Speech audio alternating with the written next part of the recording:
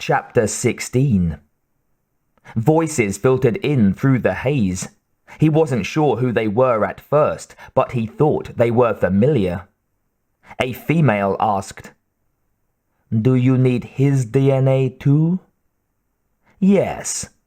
A man with a familiar, polished voice replied. "I want a sample while he's still alive. We need it to correct the genome soldier's mutations." "Then we'll be able to cure them?" "No. We still have to get our hands on Big Boss's DNA." The woman seemed perturbed. "Have they given in to our demands yet?" "Not yet." "They won't give in. They're all hypocrites, every one of them." "Is that your opinion, as a Kurd?" "They always put politics first." "That's right," the man said. "That's why they want to avoid any leak about their precious new nuclear weapon." "Hey, boss," a new voice remarked. "It looks like our friend is awake." "Can you hear me, Solid Snake?" The voice had a British accent. When Snake opened his eyes, he saw 3 blurry figures standing in front of him. One was definitely a woman, he could tell that much. The others. One seemed recognizable, but everything was so cloudy. His head hurt, and when he tried to move. "It's no use, Snake," the third man said. "Your body is strapped down tight." It was true. Snake's arms and legs were spread apart and tightly bound onto a flat surface, but he was in a semi-standing position. All his gear was gone, but he was still wearing his suit and, oddly, his bandana. "Can you hear me, Snake?" "He's tougher than I thought," the woman said. "Do you know who I am? I always knew that one day I would meet you." Snake attempted to focus on the man with long golden white hair. Slowly the cobwebs melted away and the world became clearer. He was in a room much like the outer cell area where he initially had found DARPA Chief Anderson and Merrill, but it was full of what appeared to be medical equipment, machinery, and laboratory paraphernalia. The room might have been a hospital operating theatre if it had not been for the slightly sinister characteristics of the apparatus. "That's because it's a torture chamber." Not only were his arms and legs securely fastened, there was a strange belt around his chest, with wires leading out of it, and ominous nozzles attached to the side of his chair table, pointed directly at him. "There definitely is a resemblance, don't you think, little brother?" Finally, Snake's vision was clear. The man known as Liquid Snake stood in front of him. When Snake first had glimpsed him upon his arrival at Shadow Moses Island, he had known that Liquid looked like him. But now, seeing the man face to face, it was as if he were staring into a mirror. The only difference was the hair color and length, and a darker complexion. Or should I say, big brother? I'm not sure. Anyway, it doesn't matter. What was the guy talking about? Little brother, big brother. Are you figuring it out yet, Solid? Is it clear to you now? Snake groaned. Liquid chuckled. That's right. You and I are the last surviving sons of Big Boss. A device on Liquid's belt chirped. He took it off, punched a button, and put it to his ear. It's me. He listened to the caller and then reacted strongly. It wasn't good news. What? Really? Then what? Those idiots! All right, Raven. I'll be right there. He hung up the phone and replaced it on his belt. He then addressed the other two, whom Snake recognized as Revolver Ocelot and Sniper Wolf. Ocelot's right hand had been replaced by some kind of mechanical prosthetic. Wolf's sling was gone, and she had changed out of her bloody tunic. Snake figured he hadn't wounded her as badly as he'd thought, but she was still dressed provocatively. "They're not responding to our demands. We'll launch the first one in 10 hours as planned." "Damned Americans!" Wolf spat. "Looks like you read them wrong," Ocelot added. Liquid shook his head. "Something's not right. Normally the Americans are the first ones to the negotiating table. They must think they've got something up their sleeves." "So it's come down to it?" Ocelot asked. "We're gonna launch that nuke and ride it all the way into history." The call Liquid had received from Raven had disturbed him.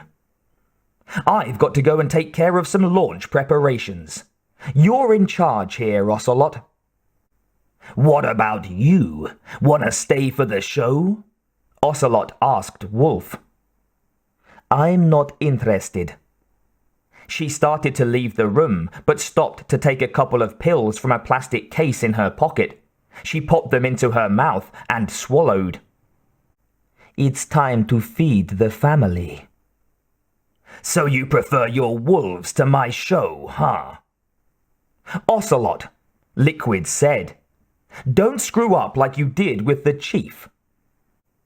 "Yes, I know. That was an accident.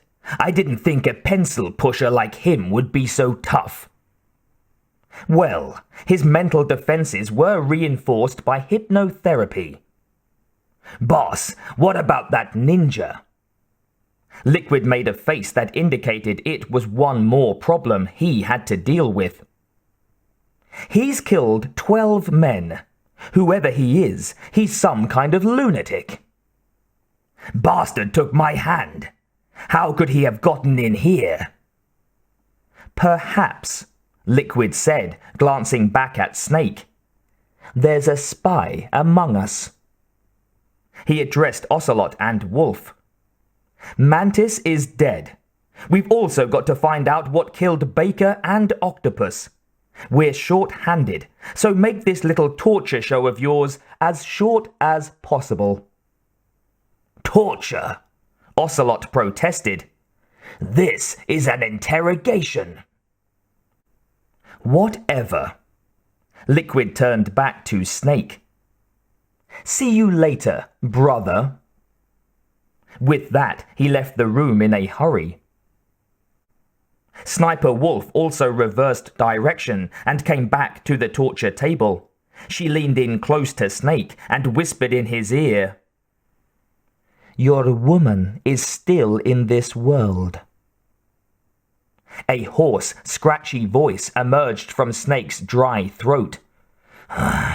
"Meryl." "Catch you later, handsome." The woman licked Snake's ear, smiled, and then walked out of the room. Ocelot laughed. "Once she picks a target, she doesn't think about anything else. Sometimes she even falls in love with them before she kills them." He moved closer to Snake. "So, finally just the two of us. How are you feeling?" Snake glared at the gunslinger. "Not bad. I caught a nice nap on this comfortable contraption of yours. Too bad I was sleeping alone." "Ha! Glad to hear that. This is some bed, all right. I'm about to show you some of its nicer features." "Where are my clothes? My gear?" "Oh, don't worry. They're all here." Ocelot jerked his head, indicating that they were nearby, perhaps in the next room. "Washington was taking quite a chance sending you here. Someone must have a lot of faith in your skills, huh, carrier boy?" Snake ignored the taunt. So, Metal Gear is armed with a new type of nuclear warhead, huh? Why don't you ask Campbell for the full story? The Colonel? By the way, you got an optical disc from President Baker, didn't you? What if I did?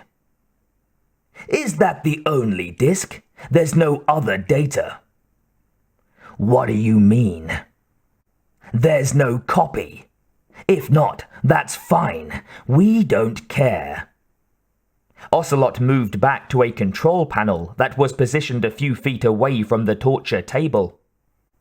Is Meryl okay? Snake asked. She's not dead yet. Wolf must have been feeling generous. The bullets were removed and she is recovering. But if you want her to stay that way, you better start answering my questions right now. You were holding one card key. Where are the other two? What's the trick behind that key? Trick? That weasel of a president said there's some kind of trick to using the key. Hell if I know. I see. No problem then. We're going to play a game, Snake, and we'll find out what kind of man you really are.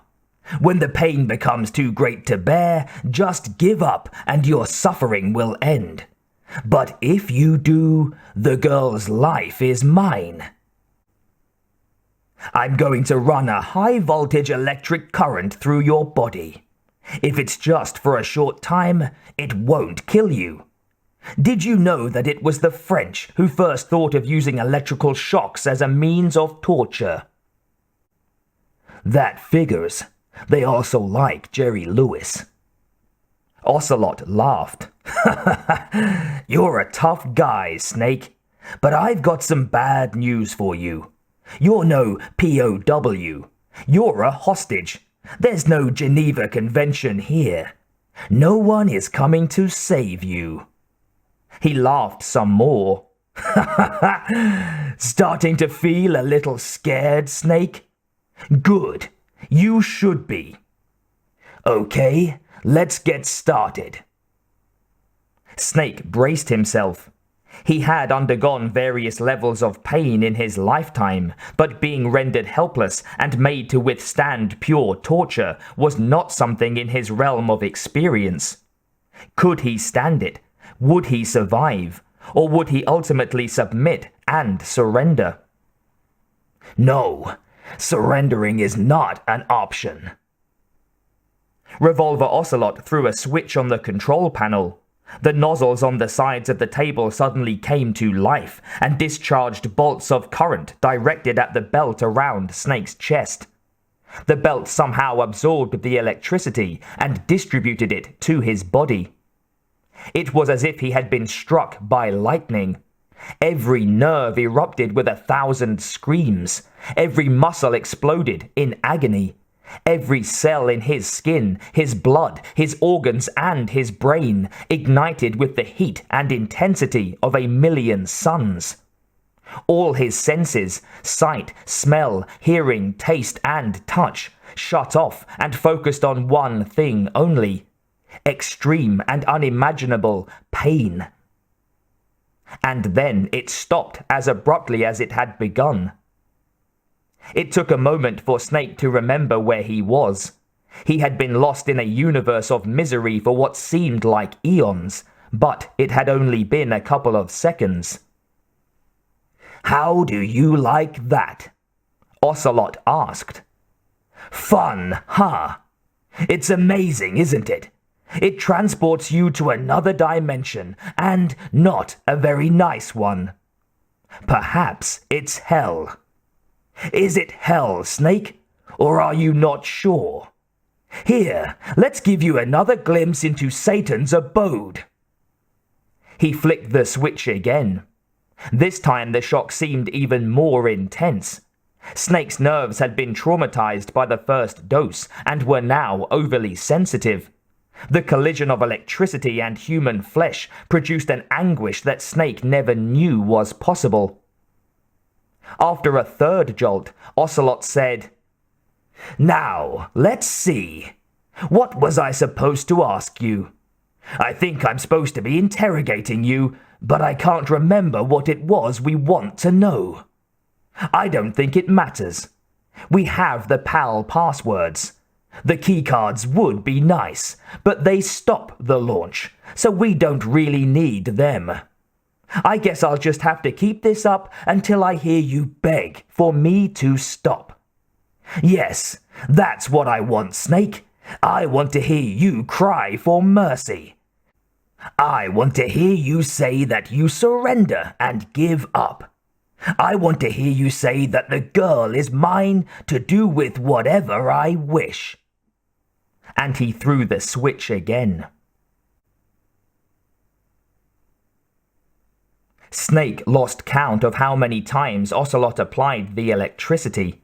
It was probably only 5 or 6 administrations, but it seemed like 100. He was certain that he had lost consciousness for a moment. Now he was aware of the straps on his arms and legs being unbuckled. "You're a strong man, Snake," Ocelot said. "Well, that's enough for now, I think. The boss said not to kill you. We'll resume our game after you have a short rest." 2 guards had appeared and were now standing at the sides of the table. They caught Snake and kept him from collapsing onto the floor once he had been freed. Ocelot patted Snake's face. "See you in a little while." He passed out for a few seconds as the troopers escorted him out of the medical room and came to as they threw him onto a cold concrete floor. Snake heard the men leave, shut an iron door, and lock it with a keycard. Weak and sore, he lifted himself into a sitting position with his back against a wall. It was a cell that was equipped with a bunk bed, a toilet, and a sink, just like the one in which he'd found the DARPA chief. The door had a barred window, and over in the corner lay a corpse. As soon as he saw the dead man, Snake was aware of the stench. "Christ, how long has this guy been dead?" He forced himself to stand and approach the body. Snake was no expert in forensics, but from the look of the cadaver, he'd say that the man had been dead for at least 3 days. His flesh was still intact and soft, but there were a few maggots already crawling in and out of his ears and nose. Even more peculiar was the lack of color. The blood had been drained from the body. "Wait a minute. That guy looks familiar." It was DARPA Chief Anderson. But how did he get into the cell, and why did he look so dead? The man had died only a few hours earlier. He couldn't possibly have decomposed that much so quickly. Snake retreated to the bunk bed and sat. He wished he could sleep for a month, but that pipe dream was shattered quickly by the more urgent determination to escape. He evaluated his body's condition and made sure there was no external damage. It was his insides that had been scrambled by the electricity. And as he examined his arms and legs, he found that his captors had been careless. The PAL card key was still in the hidden pocket inside his suit, and he still had his codec. Colonel Campbell answered quickly. "Snake, are you okay?" "I've been better." "We've been trying to contact you." "I've been a little busy." Dr. Hunter asked, "How's Merrill?" Snake sighed. "They've got her." "Damn!" Campbell's deflation and worry were evident in his voice. There was silence for a moment, and then the colonel spoke again, this time all business. "Okay, Snake, the government has decided not to give in to their demands. We're trying to buy some more time." "Come on, Colonel. Why don't you stop playing dumb? I'm sorry about Merrill, I really am, but I want the lies to end now." What are you talking about, Snake? Metal Gear was designed to launch a new type of nuclear warhead, wasn't it? When Campbell didn't answer, Snake knew he was right. You knew all along, didn't you? Why did you try to hide it? I'm sorry. Can't tell the grunts anything, huh? You've sure changed a lot. Does the White House know about this? How deep does it go? Campbell answered, Snake, as far as I know, as of yesterday, the president had not been briefed about the Rex project. One of those need-to-know basis things. Is that the idea? These are sensitive times, Snake. Even subcritical nuclear tests are causing quite a stir. Plausible deniability, huh? Yes. And tomorrow, the president and his Russian counterpart are scheduled to sign the START 3 Accord. I get it. That's the reason for the deadline. That's right, Snake, Dr. Hunter said. And that's why we can't let this terrorist attack go public. We still haven't even ratified START 2 or dealt with the issue of TMDs. Campbell continued. This has to do with the president's reputation and America's place as the dominant superpower. So, patriotism is your excuse for circumventing the Constitution? Please, Snake, just stop them. Why should I? Because you're the only one who can. In that case, tell me the truth about this new type of nuclear warhead. I told you before, I don't know the details. I don't believe you. If the situation is so serious, why don't you give in to their demands? Let them have Big Boss's remains. You see? Or is there some reason that you can't do that? Something you haven't told me about? Campbell didn't answer that one. Dr. Hunter butted in and said, Publicly, the president has been very vocal in his opposition to eugenics experiments. We don't want the media to know about the existence of the genome army. And that's the only reason? Huh. The hell with you. Campbell said, I'm sorry, Snake. Snake sat on the bunk for a long time without saying anything. He felt like removing the codec and throwing it against the concrete wall. Snake, are you there? Dr. Hunter asked. Yeah. Let's try to assess the situation you're in now, okay? Snake grunted. Where are you? We can see from the nanomachines in your blood that you're back in the first building complex. They've got me in a cell. They fried my brains and threw me in here with a corpse. Oh yeah, the corpse of the DARPA chief is lying right here next to me. Anderson? Yeah, but it's strange. He looks and smells like he's been dead for days. All his blood's been drained too. Drained? Campbell asked. Dr. Hunter ventured, maybe to slow down the decomposition? I have no idea. But the DARPA chief died only a few hours ago, right? Right, but he's already throwing a party for maggots. What does it mean? Snake didn't much care. Something in his blood they wanted? I doubt it. Just the nanomachines and the transmitter. Campbell asked. Anderson told them his detonation code, right? Yeah. It looks like they've got both codes and are nearly ready to launch. Is there any way to prevent it? There's some type of emergency override device that can cancel out the detonation code. It's a countermeasure that ArmsTech installed secretly. You have to unlock it with 3 special card keys. Where are the keys? I've got one of them hidden in my suit. I don't know where the other two are. Besides, I'm locked up here. We've got no choice, Campbell said. Forget about the keys. Your top priority is to destroy Metal Gear itself. I'm sorry to have to lay it all in your lap, but you're all I've got. Bust out of there. Sure, Colonel. No problem. Also, what? I know it's asking a lot. Meryl, right? Yeah. I'll save her. Thanks. Snake heard footsteps approaching. I've got to go.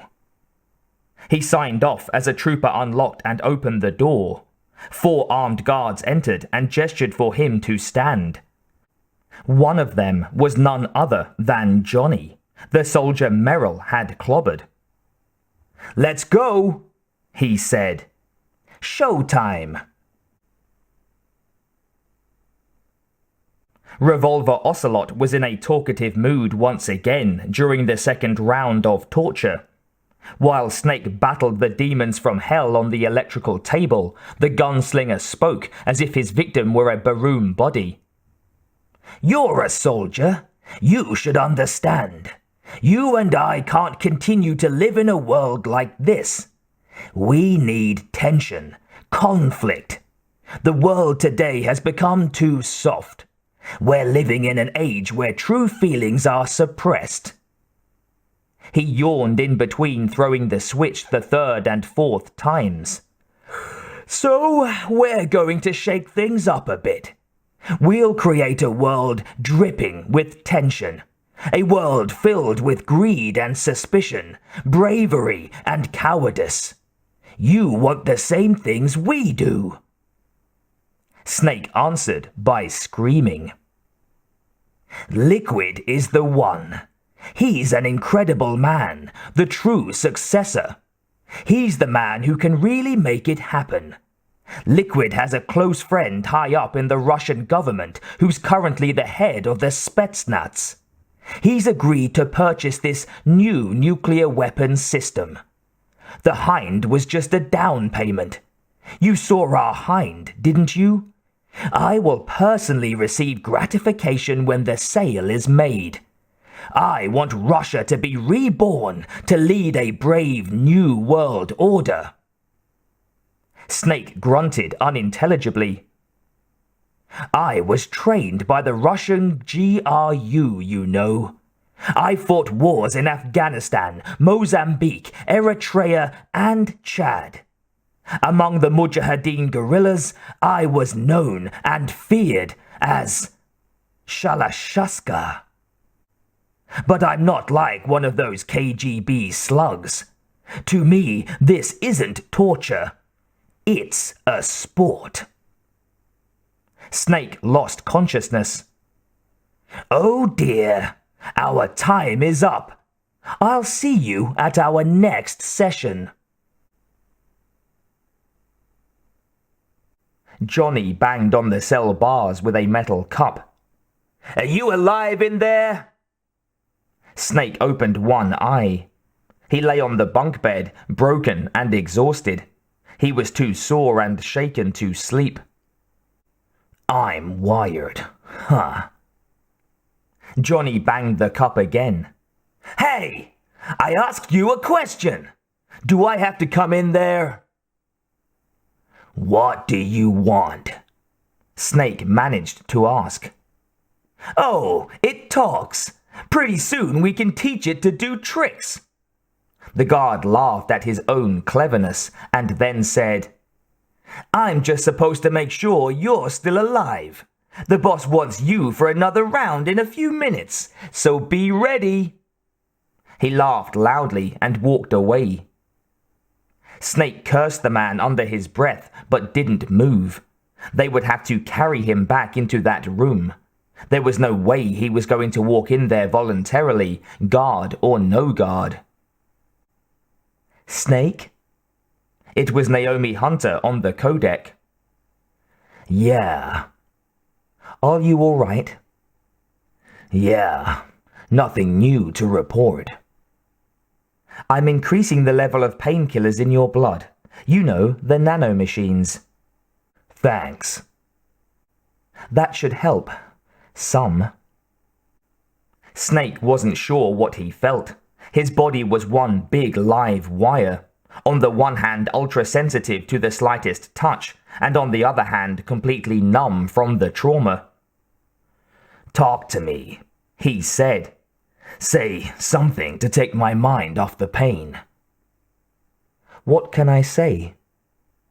Anything. I'm not a very good talker. I don't know. Tell me about yourself. Myself? Well, that's a tough one. He figured he'd have to ask questions to get her to open up. You have any family? That's not a happy topic for me. Your grandfather worked for Hoover in the FBI. Dr. Hunter shrugged. Big deal. He did more as an undercover agent investigating the mafia in New York during the post-war years. And you? I don't have any family. Well, there was a man who said he was my father, but he's dead. By my own hand. Campbell jumped into the conversation. Big Boss. What? You killed Big Boss? Dr. Hunter was genuinely surprised. I had no idea. There was no way you could, the colonel explained. It happened in Zanzibar land 6 years ago. Only Snake and I knew the real truth of what happened there. So it's true then? She asked. Big Boss is really your father. That's what he said. Snake replied. That's all I know. I never knew my mother. And you were able to kill him, even though he was your father? Yep. How? He wanted it. Besides, some people just need killing. But that's patricide. Yup. Snake sighed. That's the trauma Psycho Mantis was talking about. The one we share in common. Is that why you left Foxhound? Let's just say I needed to be alone for a while, and Alaska was the perfect place. There was silence for a moment, and then Dr. Hunter spoke again. I didn't have a real family either. Just a big brother who put me through school. We weren't even blood related, and he was much older than me. Where is he? There was a hint of anger embedded in her sadness. He's dead. I'm sorry. Yeah. She paused again and then asked, Snake, is there a woman in your life? No. After you've been through as many wars as I have, it's hard to trust anyone. Friends? Snake grinned, anticipating the reaction. Roy Campbell. The colonel gave a self-deprecating laugh. Ha! You're still calling me a friend? Dr. Hunter asked. Is that it? Just him? No, there was another. Frank Yeager. Really? Campbell continued. He was Big Boss's most trusted lieutenant, and the only member of Foxhound ever to receive the codename Fox.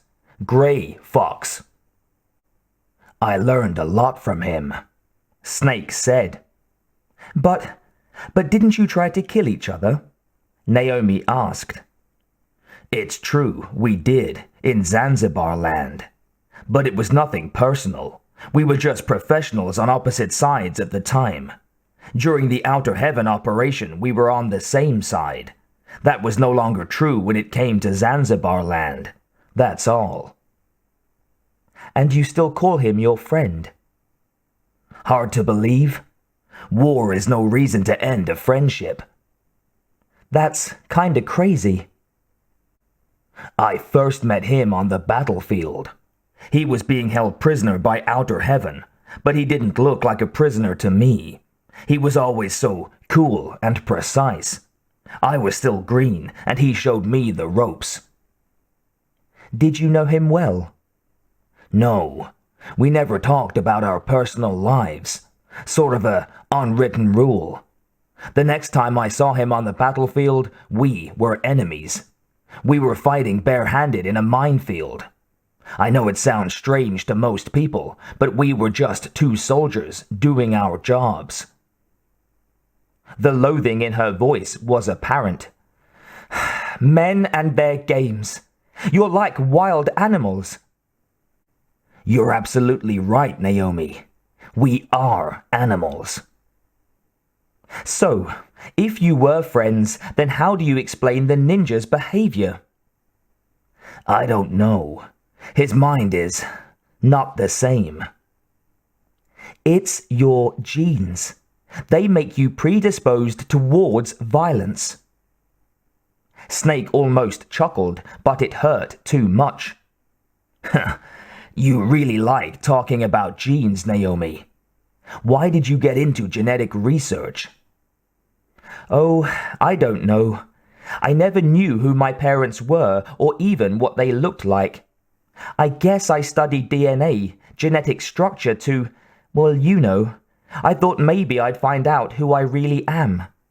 I had a theory that if I could analyze a person's genetic information, I could fill in the blank spots in that person's memory.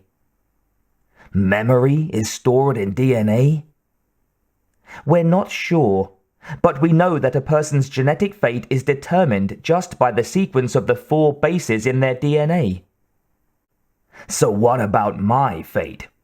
Snake asked dryly. You know my DNA sequence, don't you? Your fate? Dr. Hunter sounded somewhat distressed, perhaps even a little guilty. I'm sorry, I have no idea. Of course you don't. You're a scientist, not a fortune teller. A whispered "Psst" interrupted the conversation. It came from the barred window in the door. Snake eyed it, but didn't see anything. Snake, it's me, Otacon. He deactivated his stealth control and appeared outside the cell. Snake suddenly felt energized. He shut off the codec transmission, leaped off the bed, and moved to the door. Boy, am I glad to see you. It took me a while to find you, Otacon said. I knew they'd captured you, but I ran into some trouble of my own. There's this woman who's part of the terrorist team. She has all these dogs. Snake reached through the bars and grabbed the programmer's lab coat by the lapels. Never mind that. Get me out of here. Hey, let me go. Hurry up. Whoa, take it easy. He broke away from Snake's grasp. Geez, is that how you ask a guy for a favor? Come on.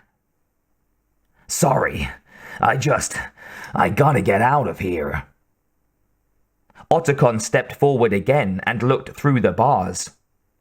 Yuck, it's like an animal's cage. Oh, it stinks. Snake moved out of the way so that his friend could see. It's because of him.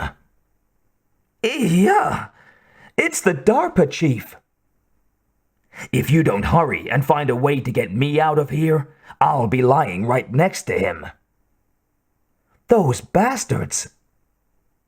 He examined the lock on the door. This won't open without a security card. You'd need a key like the soldiers have. But here. He handed a PAN card to Snake through the bars. It's a level 6.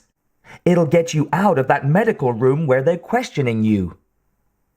Thanks, but I wouldn't say they're questioning me exactly. Are you all right? I'll live. Is that idiot guard still out there? Johnny? He used to be the head computer technician here at Shadow Moses. I guess the terrorists brainwashed him or something to work for them. Is he out there? I saw him go to the bathroom. That's when I moved past his station and got in here. I think he's got the runs. He's holding his stomach and... I don't give a damn if he's having his gallbladder removed. Find a way to get me out. Okay, gee. Otacon scratched his head. Let me think. He removed a brightly colored handkerchief from his lab coat and wiped his forehead. Snake thought it was decidedly feminine. Where did you get that? Oh, it belongs to Sniper Wolf. Why do you have it? She gave it to me. I don't know why, but she's nice to me. Snake studied him and then asked, You know what Stockholm Syndrome is? Otacon became defensive. You don't understand. See, I used to take care of the dogs here. But then, after the terrorists took over, they were going to shoot all the dogs. But Sniper Wolf stopped them. She likes dogs. She told me I could keep taking care of the animals. She must be a good person. Don't hurt her, okay? Wake up, you fool. She's the one who shot Merrill. She did? Yes. She's as bad as they come. Hitler liked dogs too. Otacon's face betrayed his puzzlement. They're planning to launch a nuke. I've got to stop them. Then you'll have to take out the guard. Johnny's got a key. Snake nodded at the handkerchief. Give me that. What? Give me the damn handkerchief. I've got an idea. Otacon reluctantly handed it over.